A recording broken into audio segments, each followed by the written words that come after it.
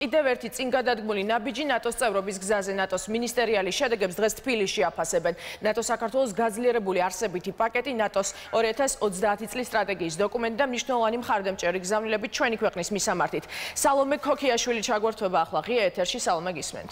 დიახ, მინისტერიალზე გადაწყვეტილება უკვე მიღებულია და საქართველოს მიიღებს განახლებულ არსებით პაკეტს. ამ თემაზე ამ წუთებში აკეთებს განცხადებას საქართველოს საგარეო საქმეთა მინისტრი, რომელიც ცოტა ხნის წინ დაბრუნდა ვარშავაში. და ჩვენ ახლა ეს განცხადება შეგვიძლია მოვისმინოთ პირდაპირ ეთერში. უელსის სამიტზე ნატოს არსებითი პაკეტი, რომელიც 14 პროგრამისგან შედგებოდა, პროგრამების რაოდენობა კიდევ 3-ით გაიზარდა და მნიშვნელოვნად გაძლიერდა ელემენტები და კომპონენტები, რომელიც არის ამ არსებითი პაკეტის მნიშვნელოვანი ნაწილი. აქ მხედველობაშია მისაღები, რომ ეს არსებითი პაკეტი დიდწილად აძლიერებს ჩვენს თავდაცვის უნარიანობას, გვაახლოვებს ნატოს წევრობასთან და მნიშვნელოვნად ზრდის ჩვენს თავსებადობას ნატოს სტანდარტებთან. მე ვფიქრობ, რომ ეს არის უაღრესად მნიშვნელოვანი წინგადადგმული ნაბიჯი საქართველოსთვის პრაქტიკული ინსტრუმენტების გაძლიერების თვალსაზრისით და გუშინდელ შეხვედრაზე თითქმის ყველა საგარეო საქმეთა მინისტრმა ერთხმად აღიარა ის მნიშვნელოვანი პროგრესი, რომელიც ქვეყანას აქვს ნატოში ინტეგრაციის გზაზე და ნატოში ინტეგრაციის გზა მოიცავს როგორც თავდაცვის სფეროში განხორციელებულ წარმატებით რეფორმებს, ისე პოლიტიკურ, ეკონომიკურ, დემოკრატიული ინსტიტუტების გაძლიერების კუთხით არსებულ რეფორმებს და ეს იყო კიდევ ერთი აღიარება იმ პროგრესისა, რომელიც ჩვენს ქვეყანას აქვს ევროატლანტიკური ინტეგრაციის გზაზე. კიდევ ერთი მნიშვნელოვანი შედეგი, რომელიც ჩვენ გუშინ მივიღეთ მინისტერიალზე, გახლავთ ის სტრატეგიული დოკუმენტი, რომელიც შემუშავებული და მიღებულია ნატოს შესაბამისი ექსპერტების მიერ, ეს გახლავთ ნატო 2030-ის სტრატეგია. ეს არის ყოვლისმომცველი დოკუმენტი, რომელიც განსაზღვრავს ნატოს სამომავლო პერსპექტივებს, თუ რა მიმართულებით უნდა გაძლიერდეს ორგანიზაცია და რა მნიშვნელოვან მიმართულებებზე უნდა გაკეთდეს აქცენტი. აღსანიშნავია, რომ ამ დოკუმენტში საქართველოს რამდენჯერმე არის მოხსენებული. ძალიან მნიშვნელოვანია, რომ ჩვენ ვართ მოხსენებული ზუსტად ღია კარის პოლიტიკის მიმართულებით. აღნიშნულია სარეკომენდაციო ნაწილში, მე ხაზს უსვამ ამ დოკუმენტის სარეკომენდაციო ნაწილში, კიდევ ერთხელ დადასტურებული არის 2008 წლის ბუხარესტის სამიტის გადაწყვეტილება, რომ საქართველოს აუცილებლად გახდება ნატოს წევრი და იქვე არის მინიშნება, რომ ასპირანტ ქვეყნებთან მიმართებაში, მათ შორის საქართველოსთან მიმართებაში, უნდა გაიზარდოს და უფრო მაღალ დონეზე გადავიდეს მოლაპარაკებები გაწევრიანებასთან დაკავშირებით.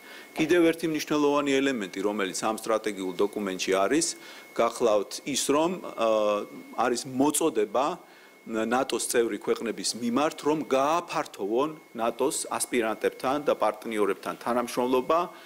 აქაც მოხსენიებული არის საქართველოს, უკრაინასთან და ბოსნია-ჰერცეგოვინასთან ერთად და ასევე საუბარი არის შავი ზღვის უსაფრთხოების კონტექსტზე და რუსეთის მხრიდან უკრაინის და საქართველოსთან მიმართებაში აგრესიულ ქმედებებზე და ეს კიდევ ერთხელ მიანიშნებს იმაზე, რომ საქართველოს მუდმივად არის ჩვენი ნატოელი პარტნიორის დღის წესრიგში, რომ საქართველოში მიმდინარე პროცესები მათთვის არის უაღრესად მნიშვნელოვანი და გუშინდელი შეხვედრა ჩემი მხრიდან იყო მაქსიმალურად გამოყენებული იმისთვის, რომ ნატოელი პარტნიორებისთვის დეტალურად მიმეწოდებინა ინფორმაცია რეგიონში შექმნილ გეოპოლიტიკურ სიტუაციასთან მიმართებაში, იმ უსაფრთხოების გამოწვევებთან მიმართებაში, რომლის გამკლავებაც გვიწევს ჩვენ რეგიონში და ასევე შავი ზღვის უსაფრთხოების კონტექსტში გაძლიერებულ თანამშრომლობაზე.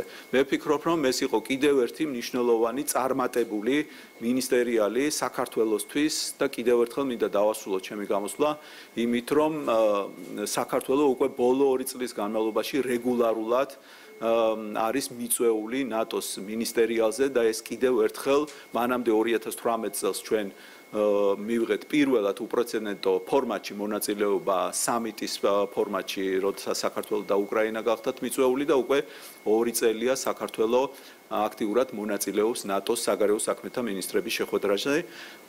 კიდევ ერთხელ მინდა განსაკუთრებული მადლიერება გამოხატო ყველა ნატოს პარტნიორი წევრი ქვეყნის საგარეო საქმეთა მინისტრების მიმართ. გუშინ იყო ერთსულოვანი მხარდაჭერა ჩვენი ქვეყნის და ჩვენი ევროატლანტიკური ინტეგრაციის. დიახ, სწორედ კიდევ ამ მხარდამჭერ გზავნილებთან ერთად ალბათ მნიშვნელოვანი და არსებითი არის სწორედ ის, რომ თავად გუშინდელ მინისტერიალშიც გარდა წევრი სახელმწიფოების საგარეო საქმეთა მინისტრების ამონაწილეობას იღებდნენ სწორედ საქართველოსა და უკრაინის საგარეო საქმეთა მინისტრებიც. შეეხება უკვე თავად არსებითი პაკეტის განახლებას და თქვათ იმ ახალ კომპონენტებს, რომლებითაც შეიძლება გამდიდრდეს არსებითი პაკეტი, საუბარი არის ამ შემთხვევაში თავდაცვის უნარიანობის გაზრდაზე ქვეყნის ბუნებრივია ამაში მოიაზრება ის, რომ საქართველოს საკუთარი შესაძლებლობები უფრო მეტად გააძლიეროს და დაახლოვოს ის ჩრდილოატლანტიკური ალიანსის სტანდარტებს, ამაში ბუნებრივია მოიაზრება საქართველოს როლის გაზრდა შავი ზღვის უსაფრთხოების კონტექსტში და როგორც ჩვენთვის ცნობილი არის, ამას ყველაფერს ემატება კიდევ ერთი ახალი კომპონენტი, ეს არის უსაფრთხო კომუნიკაციების კომპონენტი. რაც განსაკუთრებით მნიშვნელოვანია ქვეყნისთვის ნატოში ინტეგრაციის გზაზე, დღეს ამ თემაზე ისაუბრა სწორედ საქართველოს მთავრობის მეთაურმაც, რომელმაც აღნიშნა, რომ საბოლოო ჯამში თუნდაც ახალი კომპონენტების იმპლემენტაციამ საბოლოოდ საქართველოს უნდა მიიყვანოს მის საბოლოო მიზნამდე ნატოში ინტეგრაციამდე. ყველაზე მნიშვნელოვანი აქედან გახლავთ ნატოს მყარი მხარდაჭერა ღია კარის პოლიტიკის გაგრძელების, რომელიც გახლავთ ჩვენი ქვეყნისთვის პრინციპულად მნიშვნელოვანი.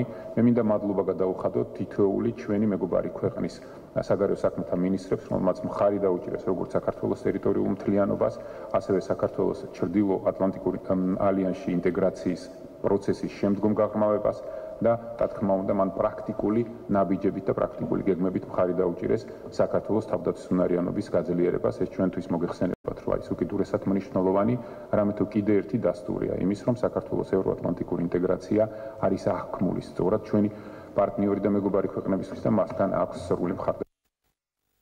ნატოდან მიღებულ ახალ მხარდამჭერ გზავნილებს არაერთგვაროვნად უნდა დაფასებენ ქართულ პოლიტიკურ წრეებში, ბუნებრივია როგორც მმართველ გუნდში, ისე ოპოზიციაშიც ამბობენ, რომ ის რომ ნატო რჩება ღია კარის პოლიტიკის ერთგული არის ძალიან კარგი გზავნილი, თუმცა მაგალითად ოპოზიციის წარმომადგენლები ფიქრობენ, რომ ახლა ჯერი არის საქართველოს ხელისუფლებაზე, რომელმაც უნდა გააქტიუროს ცდილობები იმისათვის, რომ დაჩქარდეს ქვეყნის ნატოში ინტეგრაციის პროცესი, რაც შეეხება მმართველი გუნდის წარმომადგენლებს, ისინი მიიჩნევენ, რომ სწორედ მმართველი გუნდის ძალიან თანმიმდევრული ნაბიჯების დამსახურებაა ის, რომ ნატოსთან ურთიერთობები დღეს მათი აზრით არის ისეთ მაღალ ნიშნულზე, როგორზეც ამ დრომდე არ ყოფილა.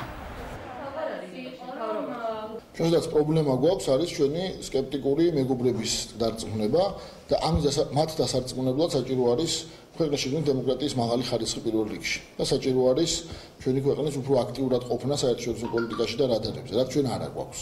ამიტომ ამ განცხადებებს, რა თქმა უნდა, ჩვენ მივესალმებით, მაგრამ ჩვენ თვითონ უნდა კარგად გვესმოდეს, რომ საქართველოში იქნება პოლიტიკური კრიზისი, საქართველოში ოპოზიცია არ იქნება პარლამენტში, გენერალური მდივნის ხარდაჭერა არ იქნება საკმარისი იმისთვის, რომ საქართველო გახდეს ნატოს წევრი და არც ეს ტიპის შეთანხმებები, რომელიც მინისტერიალზე მოხდა, არ იქნება ამისთვის საკმარისი. ამისთვის არის საჭირო, რომ ჩვენთან იყოს დემოკრატიის მაღალი ხარისხი. რეგიონში შექმნილი ზოგადად აი ვითარების გამო, როდესაც მთლიან ჩვენს რეგიონში ძალიან არასტაბილური ვითარებაა, რა თქმა უნდა, საქართველო იქნება ყურადღების ცენტრში და რა თქმა უნდა, საქართველომ უნდა გამოიყენოს ეს მომენტი იმისთვის, რომ კიდევ უფრო დაახლოვოს თავისი ურთიერთობები ნატოსთან და ეს არის პირდაპირ დამოკიდებული ახლა ხელისუფლებაზე რა ნაბიჯებს გადავა. სამწუხაროდ ჩვენ მთელი ამ 8 წლის განმავლობაში ვუყურებთ, რომ ხელისუფლება ძალიან პასიურია. მხარდაჭერასთან ერთად ეს პოლიტიკური განცხადებაა, რა თქმა უნდა, ნატოსი საქართველოს მთავრობამ უნდა გადადგას აქტიური ნაბიჯები, რომ ეს არ გაიწელოს კიდევ 10 წლეულები, იმიტომ რომ როგორც 2020-30 წლის დოკუმენტში, ხა თუ ასეთი პასიურები ვიქნებით, შეიძლება 30-40 წლის დოკუმენტშიც მოვხვდეთ საკმაოდ პოზიტიურად, მაგრამ ეს ამან შეიძლება არ დაგვაახლოვოს ნატოსთან. ამიტომ აქ მთავარია საქართველოს ხელისუფლების აქტიური ქმედებები ნატოსთან მეტი ინტეგრაციის კუთხით. საკმაოდ დიდი გამოწვევაა, რასაკვირველია იმ ხალხისთვის, ვისაც დესტაბილიზაცია სურს ქვეყანაში.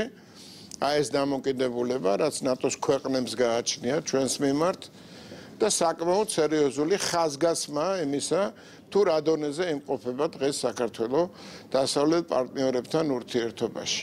აი ეს არის მინიშნება იმაზე, რომ საქართველოსთვის უსაფრთხოება არის დაკავშირებული ეკონომიკურ განვითარებასთან, დემოკრატიული ინსტიტუტების განვითარებასთან. ხოჯერის საუბარი იმაზე, რომ საქართველოს უნდა მიიღო განახლებული არსებითი პაკეტი, საკმაოდ კარგი ხნით ადრე დაიწყო, უნდა ითქვას, ამაზე საუბარი იყო მაშინაც, როდესაც დაახლოებით წელიწადნახევრის წინ მაგალითად ნაკის სხდომა ტარდებოდა საქართველოში, მაშინაც დაიწყო დიალოგი და საუბარი იმაზე, რომ ვინაიდან საქართველოს უკვე თითქმის შესრულებული ქონდა ყველა ის კომპონენტი, რომელიც იყო უელში მიღებული არსებითი პაკეტით გათვალისწინებული, ქვეყანას უკვე სჭირდებოდა დამატებით ახალი ინსტრუმენტები, უფრო მეტად გაძლიერებისთვის, თავისი თავდაცვის უნარიანობისა და უსაფრთხოების შესაბამისად გუშინ უკვე მიღებული იქნა როგორც ისეთ გადაწყვეტილება მინისტერიალზე, რომ ქვეყანა უკვე განახლებულ არსებით პაკეტს მიიღებდა, რაც აძლევს ბუნებრივია ქვეყანის იმის საშუალებას, რომ უფრო მეტად დაუახლოვდეს ჩრდილოატლანტიკური ალიანსის სტანდარტებს. რაც შეეხება უკვე მის გაწევრიანების თემას, არაერთხელ აღნიშნულა თავად ნატოს მაღალჩინოსნების მიერაც და გუშინ ეს დაადასტურა კიდეც საქართველოს საგარეო საქმეთა მინისტრმაც, რომ ზოგადად არსებითი პაკეტის ცალკეული კომპონენტების იმპლემენტაცია საქართველოს აძლევს საშუალებას, რომ დაუახლოვდეს ჩრდილოატლანტიკური ალიანსის სტანდარტებს, ერთგვარად წინსწრებად შეასრულოს ის, ასე ვთქვათ, პუნქტები, რომლებსაც ზოგადად ითვალისწინებს ხოლმე მაპიანო წევრობის სამოქმედო გეგმა და ამ შემთხვევაში საქართველოს უკვე ეძლევა იმის შანსი, რომ დაელოდოს მაპს, როგორც უკვე პოლიტიკურ გადაწყვეტილებას. გმადლობთ, სალომე ქოქიაშვილი იყო.